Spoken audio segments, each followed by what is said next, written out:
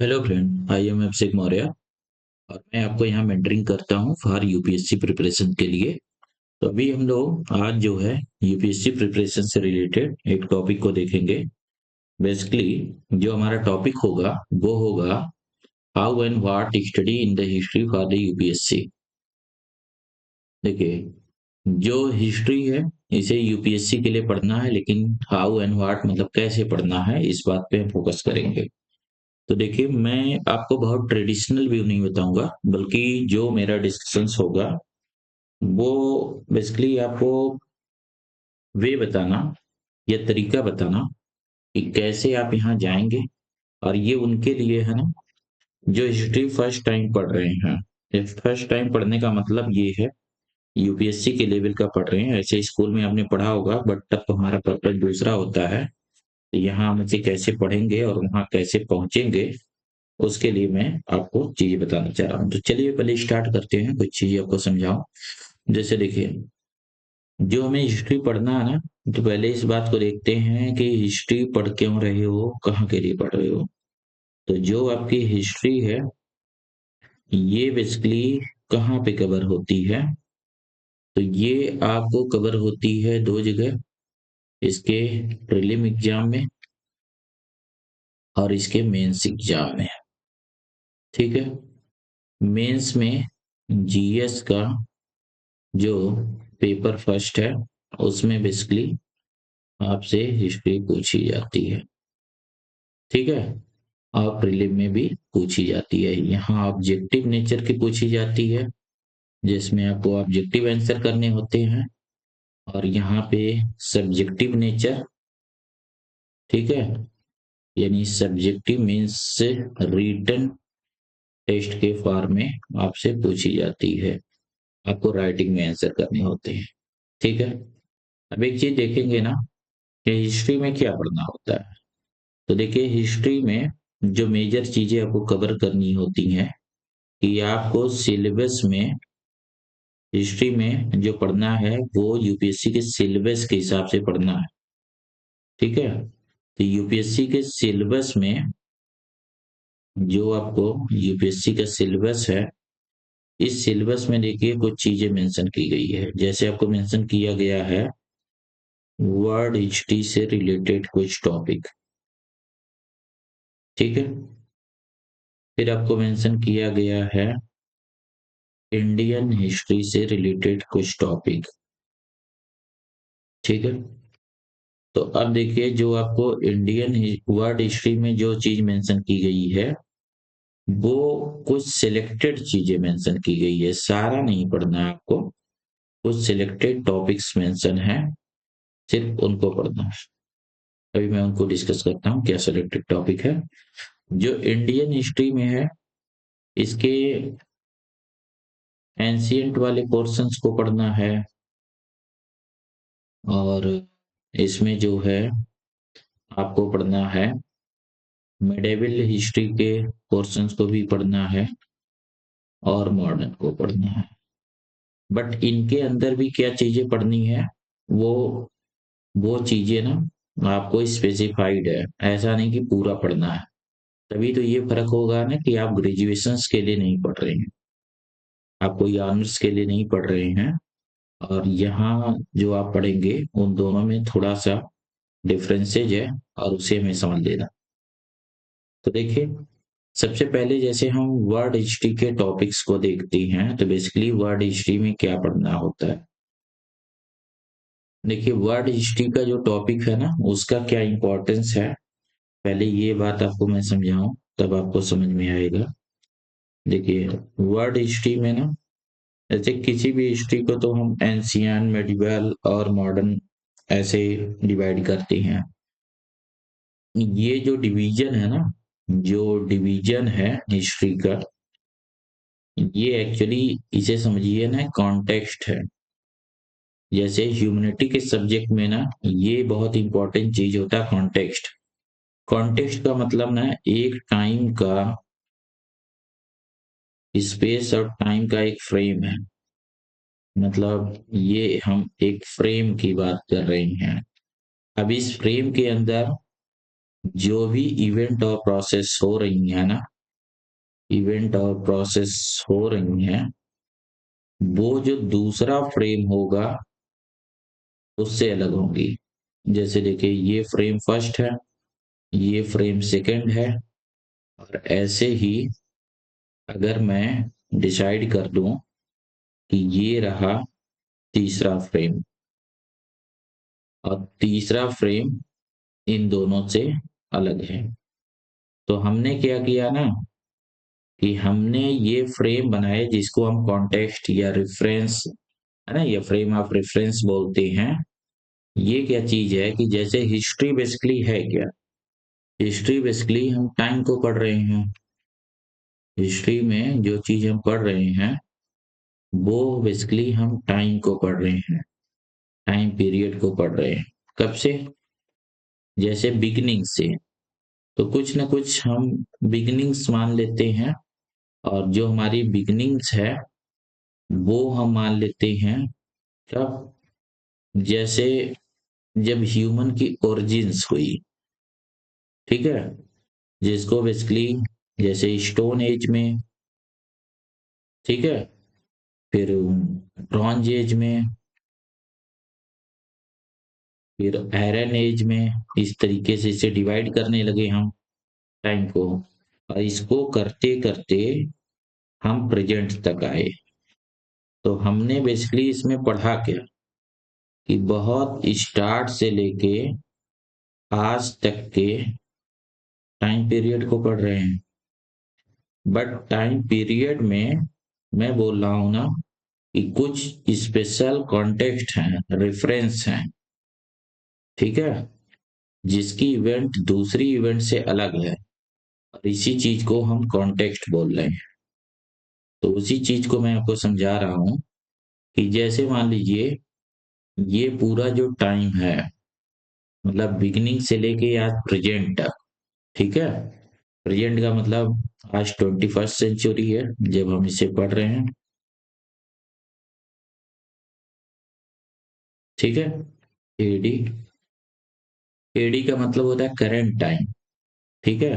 जैसे ये जो टाइम है ना, इस टाइम में एक चीज देखिए, यहाँ पे एक टाइम होता है जहां से हम एडी बोलते हैं, मतलब आज के प्रेजेंट टाइम, इसे ईयर फर्स्ट मान लीजिए, और ये आपका 21 सेंचुरी चल रही है, मतलब आज पढ़ रहे हैं 2025, तो इसका एंड तो इसी पे होगा ना 2100, इसलिए इसकी हम सेंचुरी बोलते हैं। तो हमने क्या किया है कि देखिए, हिस्ट्री में हमने किया क्या है कि हिस्ट्री में बेसिकली हमने टाइम को ऐसे डिवाइड कर रखा है, जैसे कि सबसे बड़े टाइम को हम सेंचुरी बोलते हैं जो कि 100 ईयर की होती है, फिर हम डिकेड बोलते हैं, ठीक है, 10 ईयर के टाइम को, फिर 1 ईयर के टाइम को 1 ईयर बोलते हैं, ठीक है, ईयर पर्टिकुलर 1 ईयर। तो कोई भी जो हिस्टोरिकल इवेंट्स है, अगर हमें वो बहुत ज्यादा क्लियर है तो हम इस तरीके से बोलते हैं 1947, 1921। तो ये देखिए आपकी सेंचुरी, ये आपका डिकेड, और ये आपका ईयर। तो इस तरीके से हमने टाइम को डिवाइड किया। तो इसकी शुरुआत हम कहाँ से कर रहे हैं कि हम मानते हैं कि ये टाइम था आज से 25 ईयर पहले, ईयर 1 था जिसे हम एडी मानते हैं, और इसके पीछे के टाइम को हम बीसी मानते हैं। आज की डेट में इसे बीसीई भी लिखते हैं, बिफोर कॉमन एरा, ठीक है, और इसको हम सीई भी लिखते हैं। ये पुराना तरीका था, बिफोर क्राइस्ट, ठीक है, ऐसे एमनाडिनो। तो अभी जो है इसे हम सी बोलते हैं, कॉमन एरा, मतलब आज के टाइम। तो ये जो हम पीछे जा रहे हैं, तो पीछे फिर ऐसे जाएंगे कि जैसे मान लीजिए 500 बीसी, तो ईयर 1 से 500 साल पहले, ऐसे जो स्टोन एज वगैरह था, ये तो मतलब एकदम अर्ली शुरुआती चीजें, तो ये तो 3 लाख ईयर पहले तक गए हैं, है ना? तो इस तरीके से हमारी ये हिस्ट्री के टाइम पीरियड है।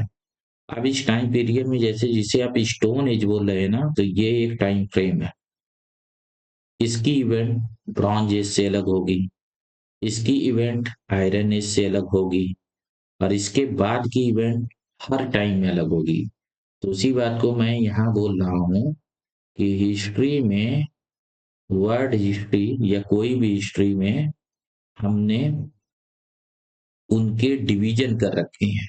जैसे कि एक पॉपुलर डिवीजन है एंशियंट, ठीक है, मेडिवल, ठीक है।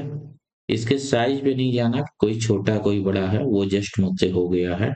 ऐसा नहीं कि एंशियंट छोटा ये बड़ा है, जस्ट मैं आपको बता रहा हूँ। और फिर इसके बाद मॉडर्न, ठीक है। तो देखो एंशियंट हिस्ट्री में एंशियंट क्या है, एक तो हमारी पुरानी अंडरस्टैंडिंग होती है कि ये पुराना टाइम है, इस वजह से एंशियंट है, ये बीच का है इसलिए मेडिवल है, और ये नया है इसलिए मॉडर्न है। ऐसी बात नहीं है। एक्चुअल में जब ये फ्रेम बन रहा है ना, ये जो आप लाइनिंग बना रहे हैं, तो इस लाइनिंग के पीछे कुछ वजहें हैं।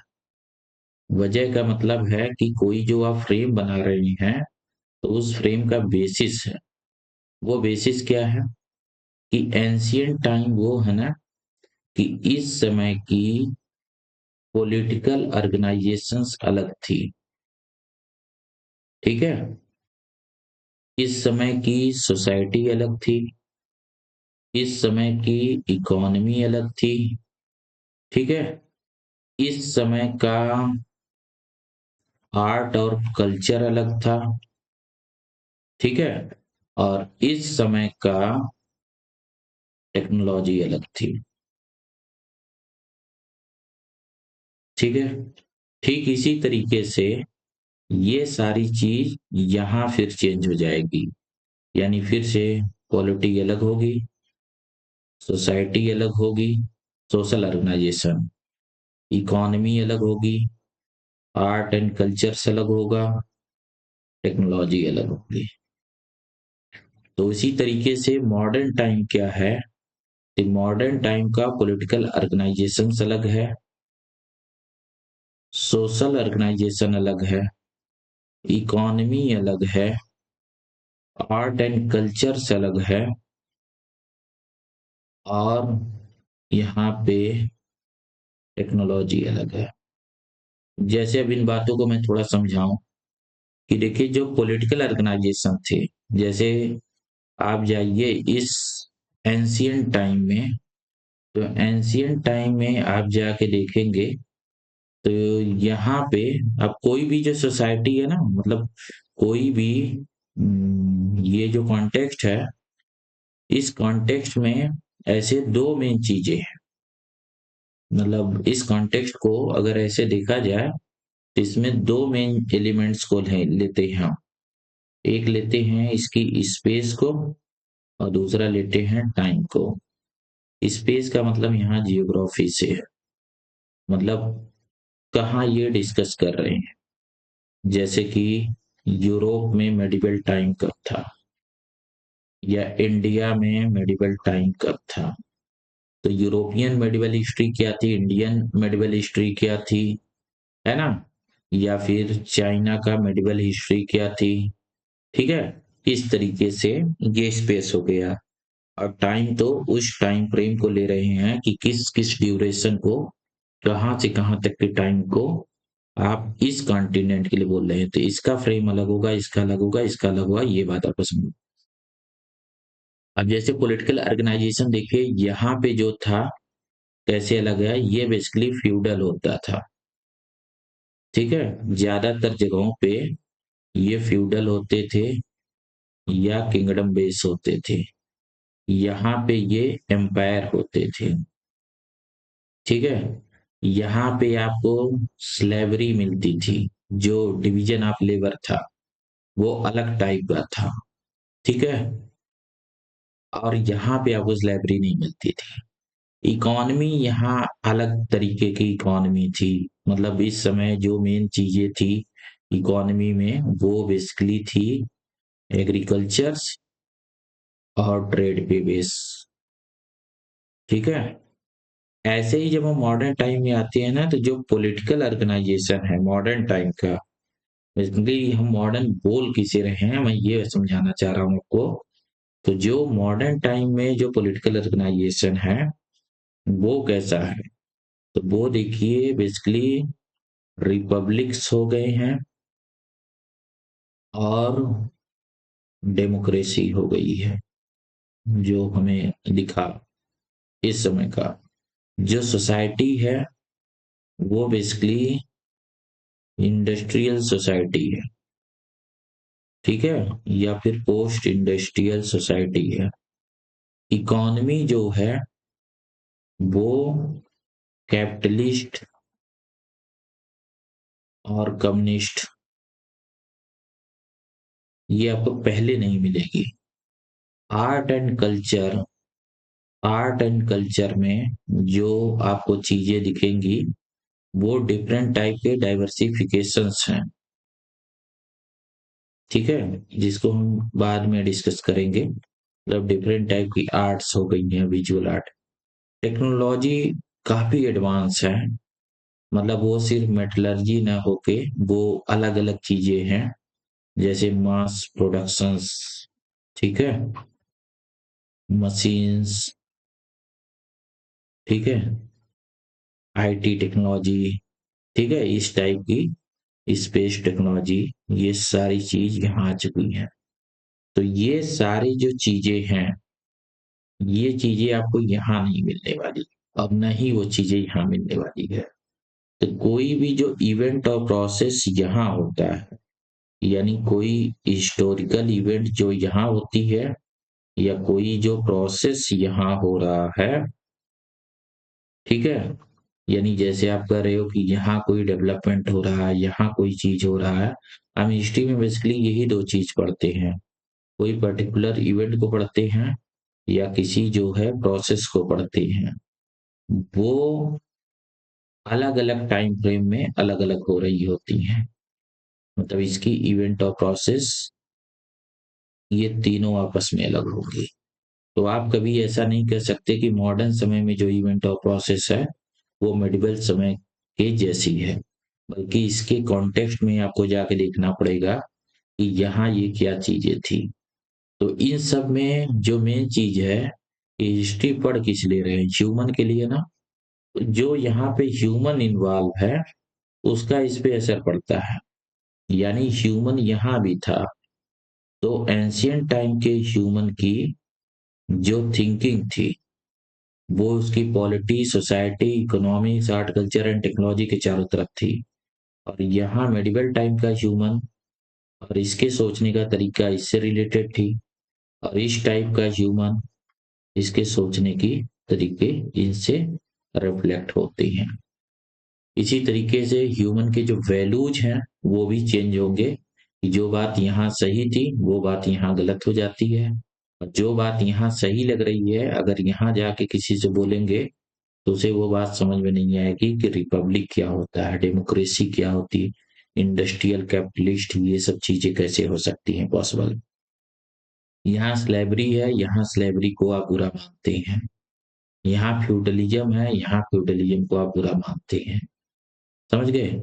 यहाँ पे फ्रीडम उडम जैसे आइडियल है, और यहाँ पे वो पॉसिबल नहीं है, यहाँ पे वो पॉसिबल नहीं है।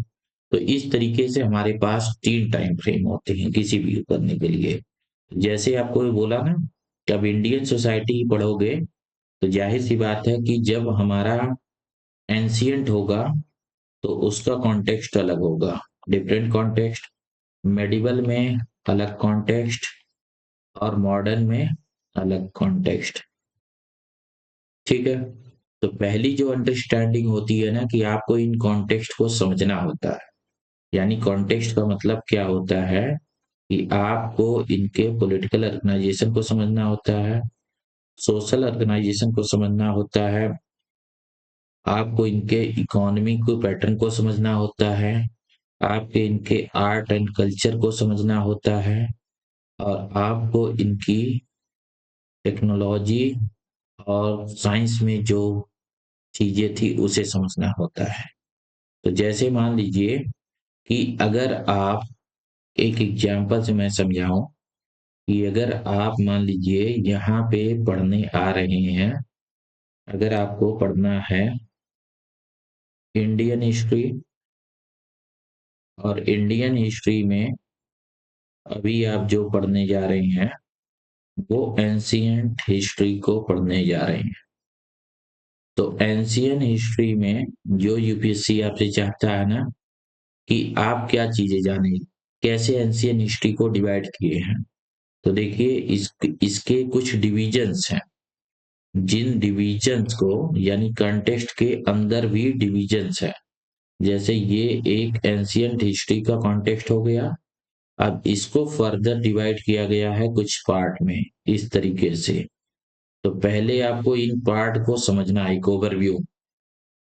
तो इसमें तो एक है इंडस सिविलाइजेशन, ठीक है। अभी मैं उसमें नहीं जा रहा हूं कि आपको बहुत कोई डेट वोट वगैरह के उसमें हो। तो बस इन टाइम को आप जानिए कि ये डेट क्या थी, कितने से कितने टाइम को इंडस सिविलाइजेशन।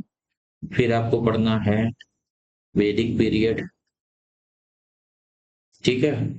और इसके बाद जब वैदिक पीरियड चेंज होता है तो आपको पढ़ना है मौर्यन एम्पायर, ठीक है। फिर मौर्यन एम्पायर के बाद मेजर मेजर चीजें भी है, गुप्ता एम्पायर, ठीक है। और फिर लास्ट में थोड़ा सा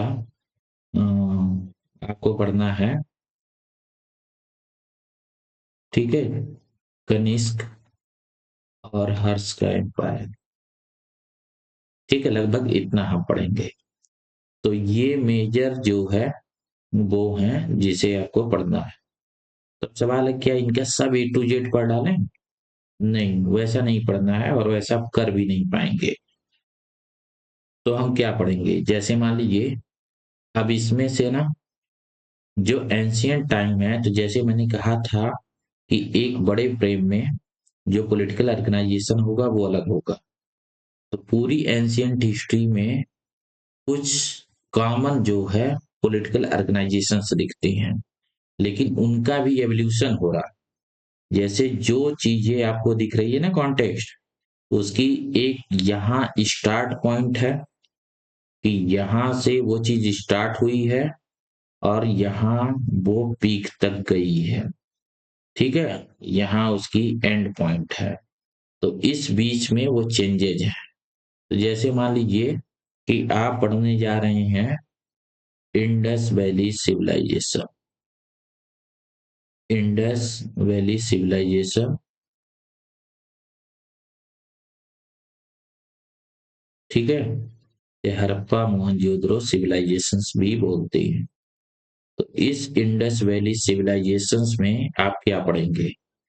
तो देखिए एक और चीज मैं यहाँ थोड़ा सा ऐड कर दूं तब थोड़ा बेटर होगा कि हिस्ट्री जब भी पढ़ते हैं ना तो सबसे इम्पोर्टेंट है सोर्स। जैसे एक बात ये समझिए कि आपको कैसे पता कि ये सिविलाइजेशन थी, या कैसे पता कि मुगल पीरियड था, मुगल पीरियड में कौन राजा थे क्या थे। तो एक सोर्स बहुत इंपॉर्टेंट चीज है। तो आपको हमेशा सोर्स मेंशन किया जाता है और सोर्स भी आपके सिलेबस का पार्ट है, जानना होता है। तो इंडस वैली सिविलाइजेशन में कुछ हमारे पास रिटन चीज नहीं है, और रिटन है तो हम पढ़ नहीं पाए हैं। तो बेसिकली ये आर्कियोलॉजिकल सोर्स हैं, ठीक है, जो बेसिकली की साइट्स हैं जहां पे हमने एक्सकेवेशंस किया है, और इनको करने वाले आर्कियोलॉजिस्ट हैं। तो थोड़ा सा आपको ये पढ़ना होता है ना कि ये आर्कियोलॉजिस्ट कौन है और वो मेजर साइट्स कौन है। तो ये मेजर साइट्स को अब किसी ज्योग्राफी या मैप पे मेंशन किया जाता है। तो पहले ये चीजें आती हैं, ये सोर्स बहुत इंपॉर्टेंट चीज होता है हिस्ट्री में। फिर हिस्ट्री लिखने की जो प्रोसेस होती है ना, मतलब हिस्ट्री राइटिंग, उसे हम बोलते हैं हिस्टोग्राफी। तो हिस्टोग्राफी जो है ना वो बेस्ड होते हैं किस पे? सोर्स पे, बेस्ड ऑन सोर्स पे होते हैं, और जो पर्सन इसे लिख रहा होता है ये जो पर्सन होता है इसके थिंकिंग पे बेस होता है, यानी ये सोचता कैसे है। तो जैसे हड़प्पा की जो साइट्स हैं या इंडस वैली सिविलाइजेशन की जो साइट्स हैं, वहां पे जो चीजें मिली हैं, जैसे मान लीजिए ये साइट्स मिली है और इस साइट्स में ऐसे डिफरेंट चीजें मिली हैं, तो ये चीजें तो अभी प्रिजर्व कर दी गई हैं। ठीक है, ऐसे डिफरेंट आपको वहां पे वॉल्स मिली हैं और चीजें मिली हैं। ये चीजें, ये डिफरेंट चीजें हैं जो यहाँ प्रिजर्व की दी गई। लेकिन अब पर्सन टू पर्सन, ठीक है, हर एक पर्सन जो यहाँ जाएगा और इनकी स्टडी करेगा, ठीक है, जब ये इनकी स्टडी करेगा तो स्टडी करते वक्त इसकी थिंकिंग इस पे असर डालेगी। हालांकि सोर्स तो फिक्स है, इस वजह से हिस्टोग्राफी कई तरीके की होती है। मतलब इस पर्सन की जो थिंकिंग थी ना, उसके हिसाब से ये अलग अलग तरीके से इन चीजों को देखते हैं। तो बेसिकली जो आपको जीएस लेवल पे है वो हिस्टोग्राफी पे बहुत तो फोकस नहीं करना है, बट एक चीज ये देखना होता है कि कौन कौन से लोगों ने इस पे काम किया। कुछ लोगों को जो मेंशन किया गया है, जो पर्सनालिटी मेंशन है, जैसे अलेक्जेंडर कनिंघम मेंशन है, तो थोड़ा सा इन पर्सन्स के बारे में आपको जान लेना और वो कैसे एनालिसिस कर रहे थे इन चीजों को वो जान लेना है। जैसे आपको तरीका पता लगेगा तो आपको थोड़ा मजा आएगा। खास करके ये मेंस के पर्सपेक्टिव से बहुत इंपॉर्टेंट हो जाता है हिस्टोग्राफी। फिर नेक्स्ट वन देखिए, जब इन्होंने सोर्स को जान लिया तो अब इंडस वैली सिविलाइजेशन में ये क्या करेंगे, इनकी अप्रोच क्या होगी। तो अप्रोच वही मैं बोल रहा था कि इनकी अप्रोच क्या होने वाली है, मतलब इसके बेसिस पे ये आपको क्या बता रहे हैं। ये बता रहे हैं कि यहाँ का पॉलिटिकल ऑर्गेनाइजेशन कैसा था, यानी कि जैसे कि ये बता रहे हैं कि पुराने समय में, जैसे आपको ये बोला गया कि देखो ये जो एंशियंट टाइम है इसमें एक कॉमन फीचर्स ये था कि जो पॉलिटिकल ऑर्गेनाइजेशन होती थी वो कॉमन बातें ये थी कि या तो वो किंगडम होते थे या फिर वो एम्पायर होते थे। जैसे अभी आपको मौर्यन एम्पायर पढ़ाया जाएगा, तो क्या इस टाइप की चीजें थी, ठीक है, क्या इस टाइप की चीजें थी, ऐसा एग्जिस्ट करता है, नहीं। तो यहाँ पे आपको बेसिकली बोला जा रहा है कि बेसिकली अर्बन बेस्ड सोसाइटी थी, ये रूरल बेस्ड नहीं थी। और उस समय के हिसाब से ये था कि अर्बन बेस्ड एडवांस सोसाइटी हमें दिख रही थी। और हमें ज्यादा कुछ पता नहीं है इसके पॉलिटिकल ऑर्गेनाइजेशन में, तो जो चीजें इसके रेफरेंस में लिखी गई है ना, उन चीजों की समरी आप जानिए। ऐसे ही इस सोसाइटी कैसे थी, तो उन आर्टिफैक्ट के बेसिस पे ना जो सोशल ऑर्गेनाइजेशन है, यानी सोशल ऑर्गेनाइजेशन का मतलब है कि जो लोग थे उनके बीच डिवीजन कैसे था, यानी बेसिकली डिवीजन ऑफ लेबर की बात की जाती है। जैसे कि आप इसके एंड में आते आते मौर्यन स्टेज में यहाँ आते आते, गुप्ता और मौर्यन स्टेज में आते आते आपको यहाँ वर्ना एंड कास्ट सिस्टम दिखने लगती है। वो चीज यहाँ हमें इसके सबूत नहीं मिलते हैं, बल्कि जो डिवीजन ऑफ लेबर था वो वर्क पे बेस रहा होगा, क्योंकि सोसाइटी मेनली प्रोडक्शंस में लगी हुई थी और ज्यादा इगैलिटेरियंस दिख रहे थे ये, ठीक है। फिर थर्ड देखिए, थर्ड अब इस पे डिटेल्स लिखे होंगे, मतलब व्यू लिखे होंगे, तो उन व्यूज के देखेंगे आप। और वो व्यूज किसने लिखे होंगे, जो हिस्टोग्राफर है, और उस हिस्टोग्राफर के व्यूज की समरी आपको टेक्स्ट बुक में मिलेगी। तो उस समरी को समझना, यानी कि जब आप पढ़ रहे होंगे तो आपको इन बातें पे फोकस करना कि अच्छा वहां जो लोग रहते थे तो वो किस तरीके थे, वो गांव में रहते थे, शहर में रहते थे, उनका शहर कैसा था, उसमें शहरों को ऑर्गेनाइज कैसे करते थे। जैसे आज का हमारा पॉलिटिकल ऑर्गेनाइजेशन क्या है, किसी शहर में रहते हैं तो वहाँ मेयर होता है, उनकी गवर्नमेंट होती है और हर तरीके की गवर्नमेंट डेमोक्रेटिक होती है, इलेक्टेड होते हैं। तो क्या उसमें इलेक्शन होता था या कैसे बनते थे? इलेक्शन नहीं होता तो क्या वो राजा थे, है ना, या किसी एम्पायर के पार्ट थे?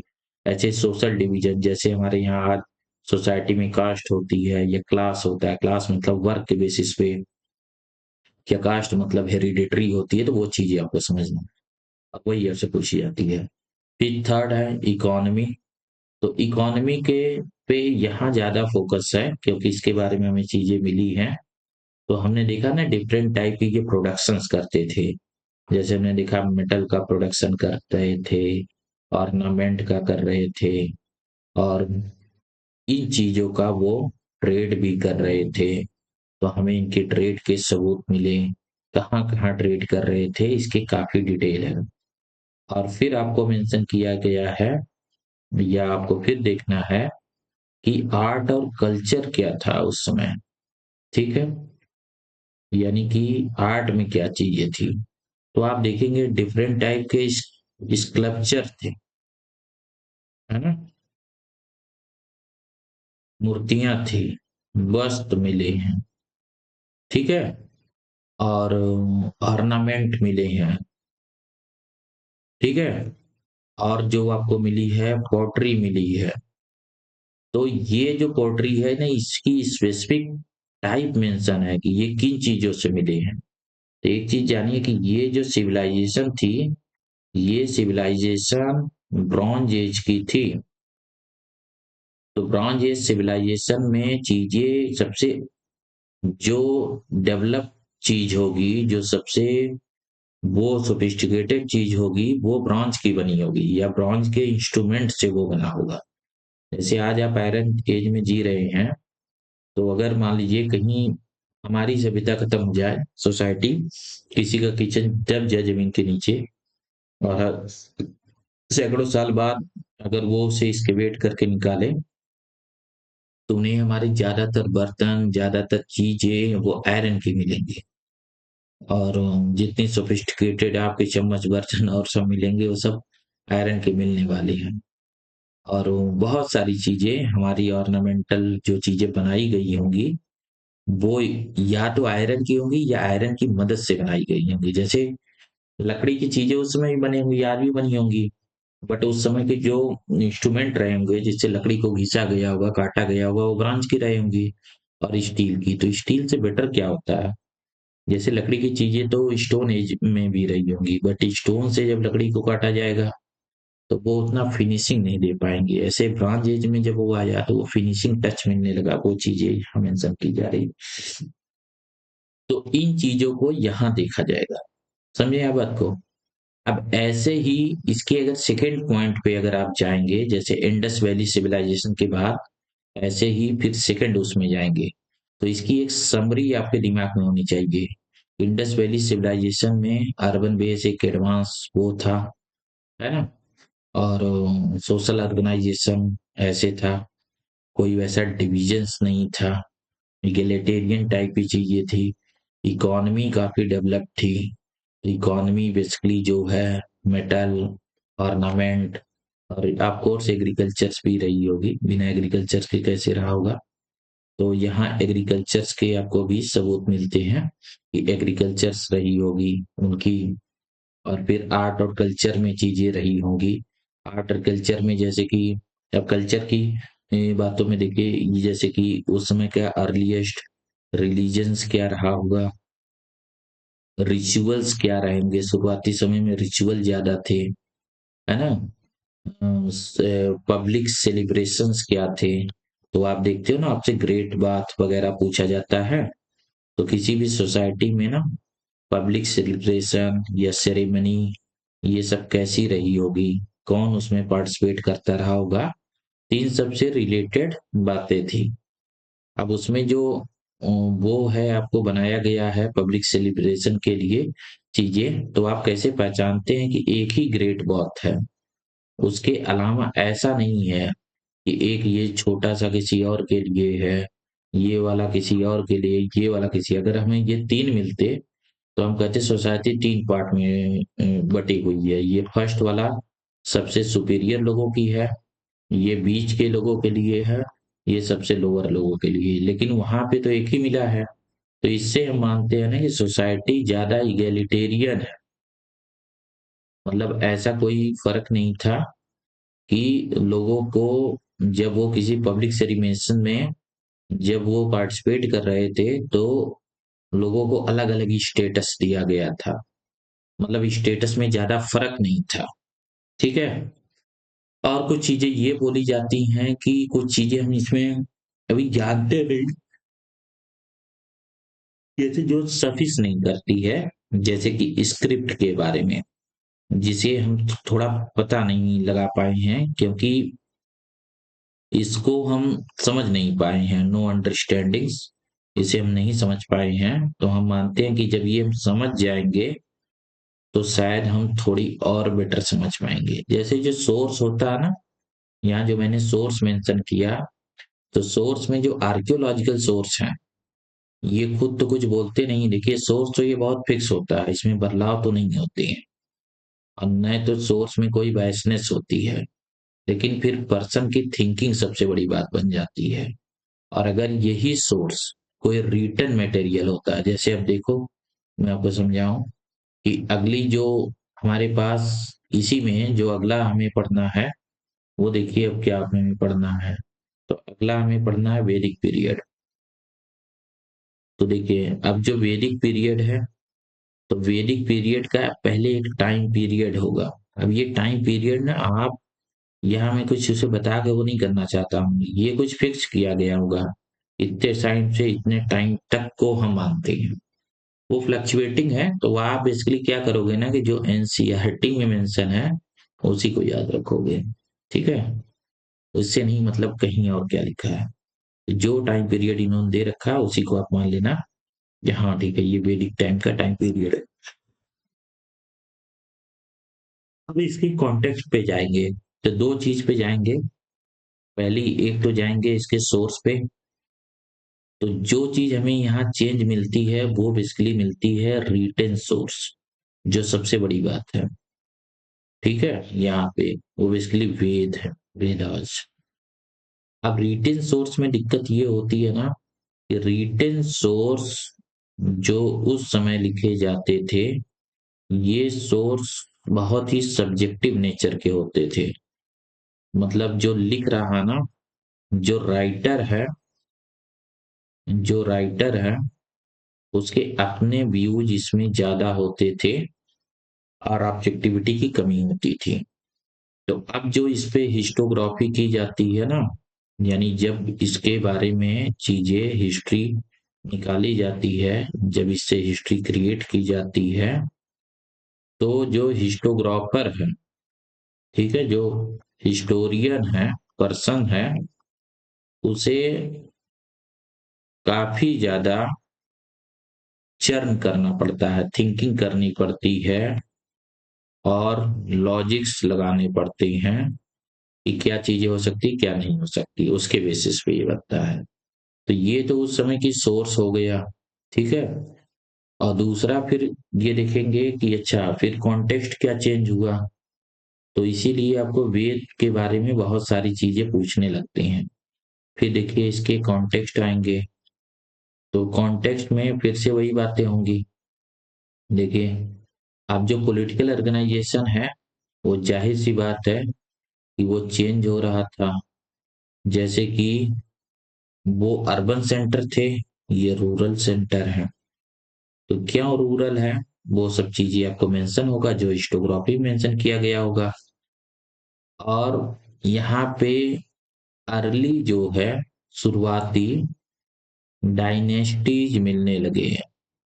मतलब कि हेरिडिटरी राजा पहली बार होने लगे, हेरिडिटरी बेस रूल होने लगा अर्ली फॉर्म का।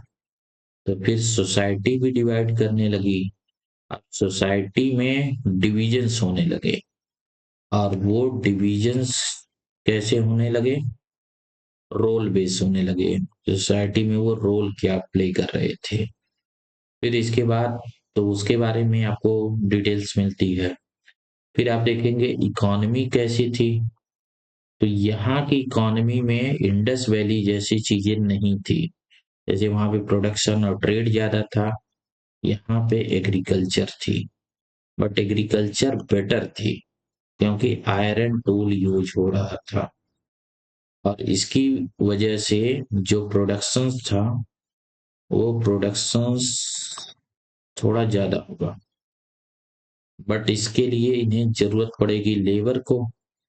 तो इस लेबर को देने के लिए ना इन्होंने सोशल ऑर्गेनाइजेशन चेंज किया, यानी सोसाइटी में एक लेबर क्लास को बढ़ाने की कोशिश की। और वो चीजें आपको दिखेंगी कि लेबर इंटेंसिव सोसाइटीज थी बेसिकली। और जो चीजें और चेंज हुई वो था आर्ट और कल्चर्स में। बेसिकली आर्ट और कल्चर में क्या चेंज हुआ, तो आर्ट और कल्चर में जो चीजें चेंज हुई ना, जैसे देखिए आर्ट और कल्चर में जो चीजें चेंज हुई, तो बेसिकली यहाँ कल्चर का जो पॉइंट ऑफ व्यू है ना, इस पे ज्यादा फोकस है। अब कल्चर में दो चीजें होती हैं, एक तो टेंजिबल चीजें होती है, एक इनटेंजिबल होती है, एक फिजिकल चीजें होती हैं कल्चर में। जैसे कि हमने बोला था ना कि ऑर्नामेंट, ठीक है, जैसे कि कोई स्टैचूज वगैरह है ना, जैसे कि वास्तु, ठीक है, आर्किटेक्चर्स है। तो ये चीजें डिक्लाइन थी, ये बहुत बेटर नहीं थी। लेकिन जो नॉन फिजिकल चीजें थी, इनटेंजिबल था, जैसे कि रिलीजन्स, रिचुअल्स, ठीक है, सोशल कस्टम्स, इस पे ज्यादा फोकस था। अब ये फोकस पॉजिटिव है निगेटिव है, आज के पर्सपेक्टिव से ये चीज आपको देखना है। तो कैसा रिलीजन आया, तो यही बात देखिए आपको समझाते हैं जो वो, देखिए जो मैं अभी ऊपर बता रहा था कि जो वैदिक रिलीजन था, वैदिक रिलीजन आज के रिलीजन से, वैदिक रिलीजन आज के रिलीजन से टोटली टोटली अलग था। कैसे, क्योंकि ये रिचुअल बेस्ड था, रिचुअल बेस्ड अर्ली रिलीजन था, बट इसमें कोई आइडिया थी नहीं थी, बट लैक ऑफ आइडिया, इसमें कोई आइडियाज नहीं थी, ठीक है। तो इसमें बेसिकली क्या किए जाते थे, इसमें बलि दी जाती थी, सैक्रिफाइस दी जाती थी, ठीक है, इसमें सैक्रिफाइस दिए जाते थे, बलि दी जाती थी डिफरेंट चीजों चीजों का, जैसे एनिमल्स का या दूसरी चीजों का, दूसरे मटेरियल्स का। और इनके बेसिस पे ये रिचुअल किए जाते थे। और ये भी रिचुअल करने के लिए एक क्लास और कास्ट का यहाँ पे ऑरिजिन्स हो रही थी। तो ये चीजें आपको डिटेल में है, इससे रिलेटेड जो चीजें है वो मेंशन है। अब इनके बारे में मेंशन कहाँ पे था, इनके सोर्स क्या थे, कैसे हम जाने कि ऐसा हो रहा था। तो डिफरेंट टाइप के वेदास जो थे, तो वेदास वो पहली चीजें थी जहां हमें कुछ रिटर्न में मिला, बट शुरुआती ये रिटर्न नहीं था, बल्कि ये ओरल ट्रेडिशन थे। मतलब इन्हें पहले शुरुआती समय वो किया गया था, और लेटर टाइम में इन्हें वो किया, उन्हें लिखा उखा गया। तो उससे रिलेटेड चीजें आपसे पूछी जाएंगे। फिर आप आइए देखिए कि लास्ट में फिर आपसे क्या पूछा गया कि फिर हम आए मौर्यन पीरियड में, ठीक है। एक्चुअली मॉडर्न पीरियड में हम यहाँ डायरेक्ट नहीं आए हैं, बट मैंने मेन मेन चीजें वो आपको बोल दिया है। जैसे यहाँ पे एक बीच में एक तरीके का और ऑर्गेनाइजेशन था, जिसे बोलते हैं महाजनपदा, ठीक है, अर्ली रिपब्लिक से नहीं बोलते हैं, कि एक बार लोगों ने रिपब्लिक्स बनाए, ठीक है, जिसमें 16 रिपब्लिक बनाए गए। उन्हीं में से एक रिपब्लिक था मगध, और इस मगध से ओरिजिन्स होती है एक एम्पायर की। तो फर्स्ट टाइम इंडियन हिस्ट्री में एम्पायर वर्ड आता है। अब एम्पायर क्या होता है ना, ये कॉन्सेप्चुअल क्लैरिटी वाली चीज है, तो इसको आपको थोड़ा समझना पड़ेगा। तो देखिए एम्पायर होता क्या है। देखिए यहाँ थोड़ा सा आपको अंडरस्टैंडिंग होना चाहिए कि हमारे पास दो तरीके की पॉलिटिकल ऑर्गेनाइजेशन है।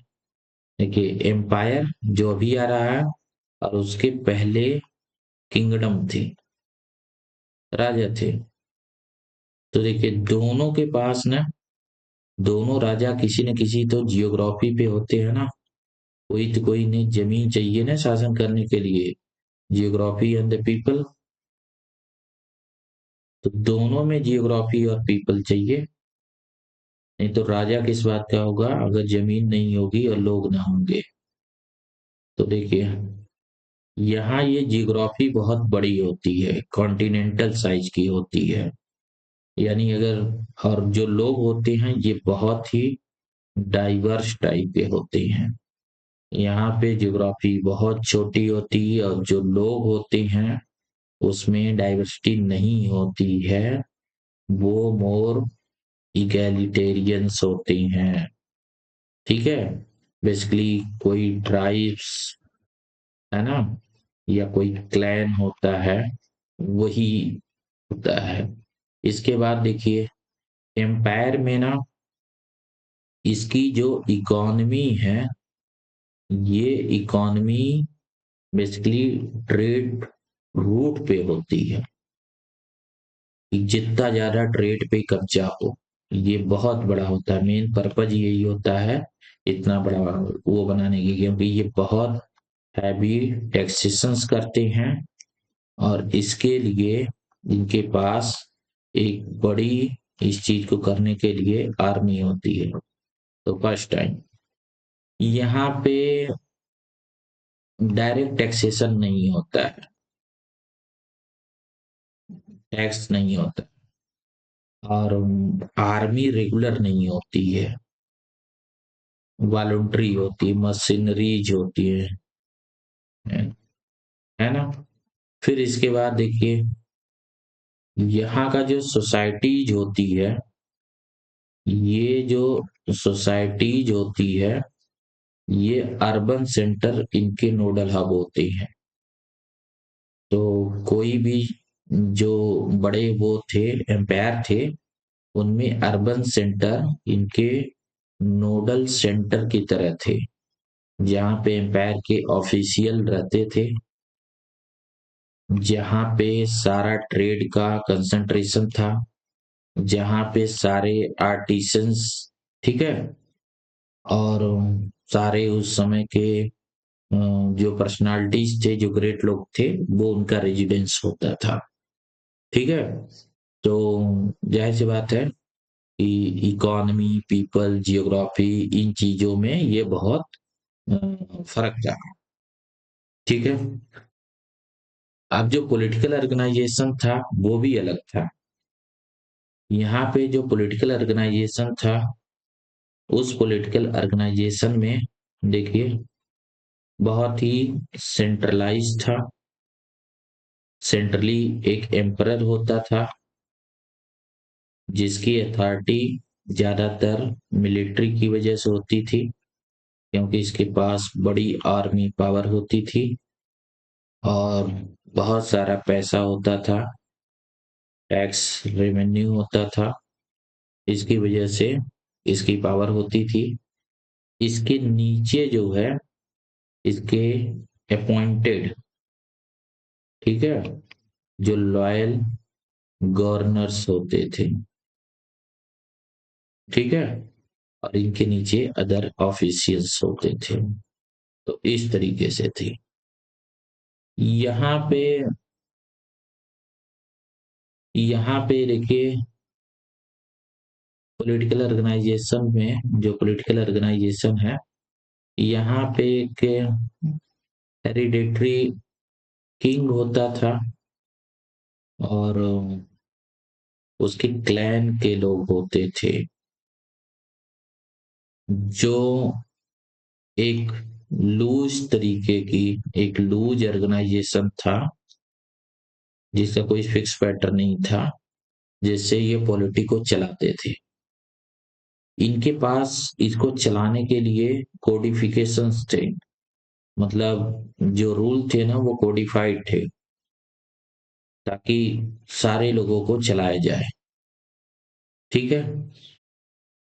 और यहाँ पे मल्टी रिलीजन्स, बहुत सारे फेथ वाले लोग एक साथ रहते थे। मल्टी फेथ यहाँ पे टॉलरेंस होती थी या उनको अलाउ किया जाता था कि बहुत सारे लोग रहे।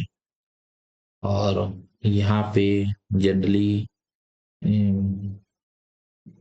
एक तरीके की मोनो या सिंगल फेथ के और तरीके के लोग होते थे और उन्हीं का वो रहता था। यहाँ पे डिफरेंट आर्ट और कल्चर का फ्यूजन होता था। इसकी वजह से किसी भी एम्पायर में ये बहुत ज्यादा ग्रो किए क्योंकि लोगों के बीच कांटेक्ट हो रहा था। यहाँ लिमिटेड ग्रोथ हो रही थी। जो ग्रोथ थी वो बहुत लिमिटेड थी और वो इंडिविजुअल और सॉलिटरी ग्रोथ थी, उसमें फ्यूजन नहीं था। ठीक है। तो इस तरीके का ये फर्क है। तो ज्यों ही आप इसमें आएंगे ना अगले कॉन्टेक्स्ट में, यानी कि ज्यों ही आप मौर्य, गुप्ता या उसके बाद के एम्पायर को पढ़ेंगे तो ये चीजें आपको पढ़नी लगेगी कि पॉलिटिकल ऑर्गेनाइजेशन अलग होगा और अब इनकी तो जियोग्राफी भी बतानी पड़ेगी कि ये कितने बड़े जियोग्राफी पे पॉलिटिकल ऑर्गेनाइजेशन था। इकोनॉमी किन चीजों से बेस्ड थी जो इतना बड़ा इन्होंने एम्पायर खड़ा किया। और अब जो ऑर्गेनाइजेशन था, गवर्नेंस की भी बात होगी क्योंकि वो बहुत ऑर्गेनाइजेशन बहुत वो था। तो गवर्नेंस और गवर्नमेंट की क्या टाइप थी। अब यहाँ टैक्स थी तो टैक्सेशन वाली इकोनॉमी को आपको बताना पड़ेगा। इकोनॉमी में रोल किन चीजों का था इसके बारे में आपको पढ़ना होगा। सोशल ऑर्गेनाइजेशंस कैसा था, आर्ट और कल्चर में क्या चीजें फ्लरिश कर रही थी इसे देखना होगा। और इतनी सारी चीजों में टेक्नोलॉजी क्या बेटर हुई, क्या चीज पहले से बेटर हो गया, वो चीज था। इसमें जो सॉफ्ट चीजें हैं कल्चर में जैसे रिलीजन्स किस तरीके से स्प्रेड किए, तो यहाँ पे मेनली रिलीजन्स की बात आती है। तो ये वो चीजें है ना कि आपको इतने ही टॉपिक को फोकस करना, यानी आप अगर घुमा फिरा के देखो तो ऐसा नहीं कि अनलिमिटेड पढ़ना है। आपको कुछ एकदम फिक्स चीजें पढ़नी है। वो किसी भी एज को पढ़ो, इंडस वैली या किसी को पढ़ो, तो आपको एक सोर्स पढ़ना है और उस सोर्स के क्या लिमिटेशन थे वो पढ़ने हैं। तो उससे क्या जान सकते थे, कहाँ तक नहीं जान सकते थे। फिर ये जो डिफरेंट कॉन्टेक्स्ट को डिसाइड करने वाली चीजें होती है टाइम फ्रेम को, कि political organisation, social organisation, economy, art, culture, government थी तो कैसी थी, टैक्सेशन था नहीं था, टेक्नोलॉजी क्या थी, यही चीजें आपको पढ़नी होती है। इन्हीं चीजों के बेसिस पे हमें पढ़ना होता है। तो हम अनलिमिटेड नहीं पढ़ते हैं। अब इन्हीं चीजों से रिलेटेड देखिए, इन चीजों से रिलेटेड अब दो बातें आएंगी। देखो, इन चीजों से रिलेटेड मतलब ये जो आपको कॉन्टेक्स्ट है, इस कॉन्टेक्स्ट को एक्सप्लेन करने वाले जो कॉन्सेप्ट है उसकी क्लियरेंस होना चाहिए कि इकोनॉमी किस बेस पे कैसी होती है, पॉलिटी के क्या कॉन्सेप्ट हैं वो देखना है, सोशल ऑर्गेनाइजेशंस के क्या कॉन्सेप्ट है वो देखना है, आर्ट कल्चर के क्या कॉन्सेप्ट है वो देखना है, गवर्नेंस के क्या वो है वो देखना है, और इनसे रिलेटेड जो फैक्ट्स हैं, जो डेट्स हैं, है ना, जो नेम है, उनको याद रखना है। तो इसकी मेमोरी रखनी है और इनको अंडरस्टैंड करना है।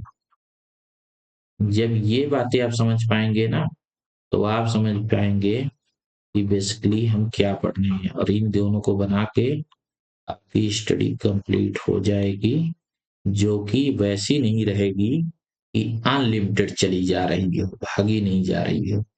तो आपको बस इन चीजों को, इन कॉन्सेप्ट की थोड़ी क्लियरिटी हो कि किंगडम होता था तो क्या फर्क पड़ा, कोई एम्पायर आ गया तो क्या फर्क पड़ा, एम्पायर के अपने बेनिफिट क्या थे, वो क्या चीजें थी। तो थोड़ा उससे आपका ओपिनियन बेस होगा। अब उनसे रिलेटेड कुछ फैक्चुअल बातें हैं कि कुछ डेट की बात होगी, तो यहाँ डेट एकदम फिक्स नहीं होती, यहाँ डेट टाइम पीरियड्स होती हैं, कितने से इतने बीच की बात है ये, ताकि हमें अंदाजा लगे कि हिस्ट्री में टाइम बढ़ने के साथ चेंजेस क्या हो रहे हैं। कुछ फेमस नेम जानने हैं, पूरी पूरी डायनेस्टीज आपको नहीं रटनी है। जैसे कि इन चीजों को बनाने में जिसका रोल हो, जैसे मौर्यन एम्पायर को बनाने में जो किंग का ज्यादा रोल था, बस उनके एक दो किंग के उसको रेफरेंस को लेके आपको बताया जाता। टोटल मत पढ़िए, उसका कोई जरूरत नहीं है। ऐसे ही कोई रिलीजन को शुरुआत कर रहा है इस समय, तो कौन उसका प्रपोजल था, उसके बारे में थोड़ा सा पढ़ना होता है। उसके क्या सेंटर थे, उसको पढ़ने होते हैं। कुछ लिटरेचर्स लिखे गए हैं इस दौर में, तो उन लिटरेचर्स को जानना, वो भी आर्ट का एक फॉर्म ही है। तो उन चीजों को देखना। तो बस ये चीजें होंगी जो आपको इसमें कवर करना होगा। अगर इसे देखेंगे तो आपको इसमें मजा आएगा। Thank you for listening. और नेक्स्ट में ऐसे ही हम किसी दूसरे सब्जेक्ट को लेंगे और उसके बारे में फिर मैं आपको बताऊंगा कि उसे कैसे अप्रोच बनाएं। इस अप्रोच पे करना क्या है कि इसे आप ले और आप टेक्स्ट बुक उठाइए। सबसे पहले तो मैं बोलूंगा कि इजी टेक्स्ट बुक उठाइए, जैसे एनसीईआरटी की टेक्स्ट बुक उठाइए, और इस चीज को देख के, इसे समझ के उसे पढ़ना शुरू करिए। फिर आप समझ जाएंगे वो कैसे प्रेजेंट कर रहे हैं, और मुझे पढ़ के इसके बाद बताइए। जब आपको कंफ्यूजन हो तो एक बार इसे और देखिए, और फिर इसके बाद इसे पढ़िए, और जो प्रॉब्लम हो मुझे कमेंट्स में आप क्वेश्चन पूछ सकते हैं। तो again thank you. Thank you.